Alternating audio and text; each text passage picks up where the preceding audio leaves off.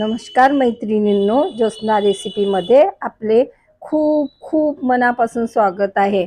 आज आपण साताऱ्याची ही फेमस अशी रेसिपी आहे, ही म्हणूनच फेमस झालेली आहे की खूपच चवीला अप्रतिम अशी बनते आणि बनवायला तर अशी झटपट बनते ना की सोपी पद्धत आहे, परंतु चवीला भन्नाट तयार होते।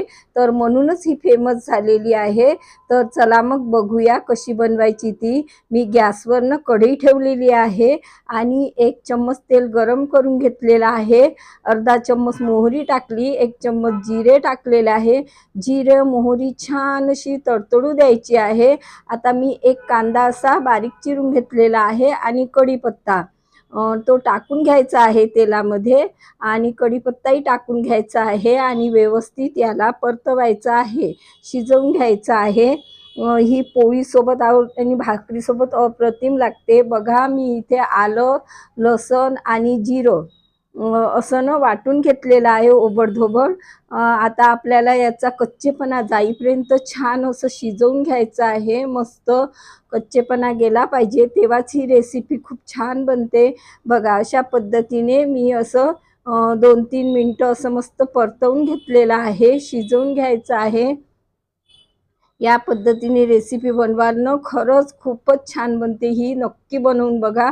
बघा मी हिंग पावडर टाकलेले आहे आता थोडंसं चिमूटभर आणि आता आपल्याला यातनं बघा अर्धा चम्मच मी साधं तिखट घेतलेलं आहे, अर्धा चम्मच हळद पावडर, 1 चम्मच धने पावडर आणि जिरं पावडर घेतलेलं आहे।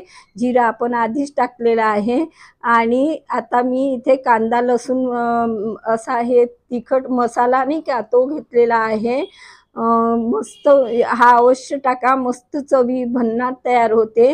बघा आता ह्या छान परतवून घ्यायचं आहे या पद्धतीने आणि शेंगदाणे मी छान खरपूस भाजून घेतलेले होते आणि मी ना शेंगदाणे कसे सालीसकटच बारीक करत असते। बघा या पद्धतीने मी ओबडधोबड बारीक करून घेतलेले आहे आणि ते छान यामध्ये परतवायचे आहे। मसाला यात छान व्यवस्थित लागला पाहिजे तोपर्यंत आपल्याला असं पाणी न घालता परतवायचं आहे। आता परतवून घेतलेलं आहे, चवीपुरतं मीठ टाकून घ्यायचं आहे आणि छान व्यवस्थित मसाले लागले त्यानंतर आता आपल्याला यामध्ये गरम पाणी टाकायचं आहे। बघा गरम पाणी आपल्याला कितपत सैल पाहिजे त्यानुसार टाकायचं। तशी ही रेसिपी थोडी घट्टच असते, परंतु ना या पद्धतीने बनवलेली आहे मी। बघा खूप छान तयार झालेली आहे, म्हणूनच ही फेमस रेसिपी आहे। एकदम छान बनते आणि पोळीसोबत भाकरीसोबत तर अप्रतिम लागते। कशी वाटली तुम्हाला माझी पद्धत? नक्की ट्राय करा आणि कमेंट्स करून कळवा। पुन्हा भेटू नवीन व्हिडिओसोबत, तोपर्यंत मस्त राहा, खुश राहा, आनंदी राहा, हेल्दी राहा आणि नवीन नवीन पदार्थ बनवून खात राहा। नक्की बनवून बघा, ही रेसिपी खरंच खूप छान बनलेली होती। धन्यवाद।